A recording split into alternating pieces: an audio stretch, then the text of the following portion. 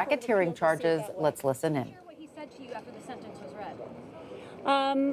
He was just asking for some clarifications about some of the terms and that were read to him. As you all know, Mr. Kelly has some literacy issues, so it's really important for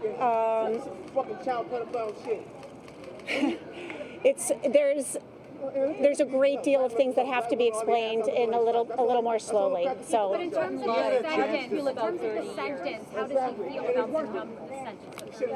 Well, I mean, obviously he's devastated. 30 years in prison is like a life sentence for him. But at the same time, you know, we knew the government was asking for 25 years. We were prepared for what the judge might impose. So it didn't come as a great big surprise.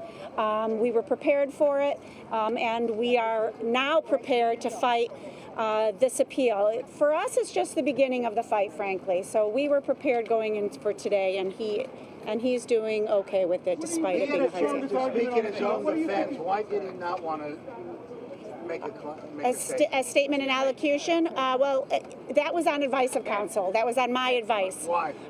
Because he has pending cases. It's obvious. He's got pending cases, and he has a Fifth Amendment right to remain silent, and I advised him to invoke that Fifth Amendment right. I promise you, he does want to make a statement. He will make statements eventually, but on the advice of counsel, he remains silent today. Will you be putting in an appeal? Public that he is not guilty.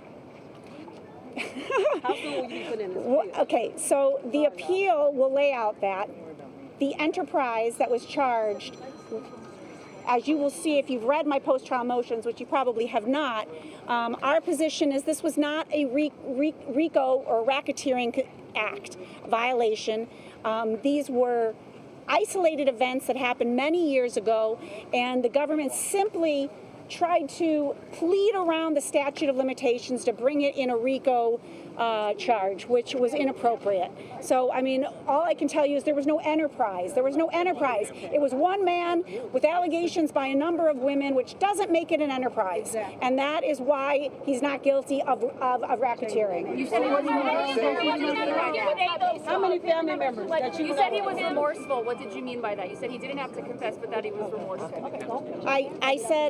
I said he has regrets and he is sad. Nobody wants to hear what he heard today. He's a human being. He feels when other people are feeling, but that doesn't mean that he's can accept responsibility in the way that the government would like him to and the way other people would like him to, because he disagrees. He is not, he disagrees with the characterizations that have been made about him. But that doesn't mean he's not a human being and can't feel something when other people are in pain. Is his abuser here today? You said that his sister abused him as he was a kid. He has 4 people here today. Yes, he has a number of friends here today. No, his sister is not here today. He's been estranged from her for quite some time. He has 2 brothers who are fully in support of him, who were also victims of sexual abuse in his household. So they are here in spirit, although not here personally. So no.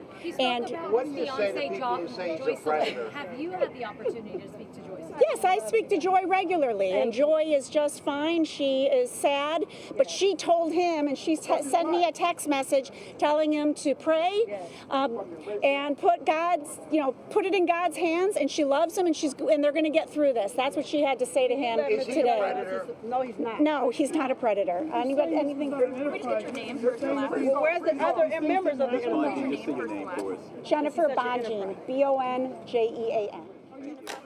You've been listening to R. Kelly's lawyers speak after his sentencing to 30 years in prison. He was convicted of racketeering and sex trafficking last year at a trial. His lawyers say they expected this sentence and plan on appealing his conviction in this case.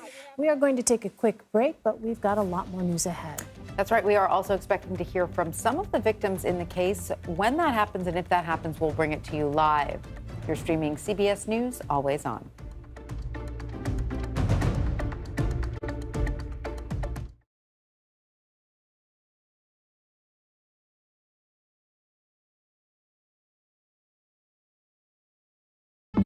An original documentary from CBS reports. It's gonna be big! The metaverse, the virtual world that's become a cryptocurrency casino.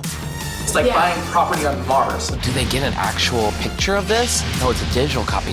Why would they pay for that? Making millionaires almost overnight. We made more than $1 million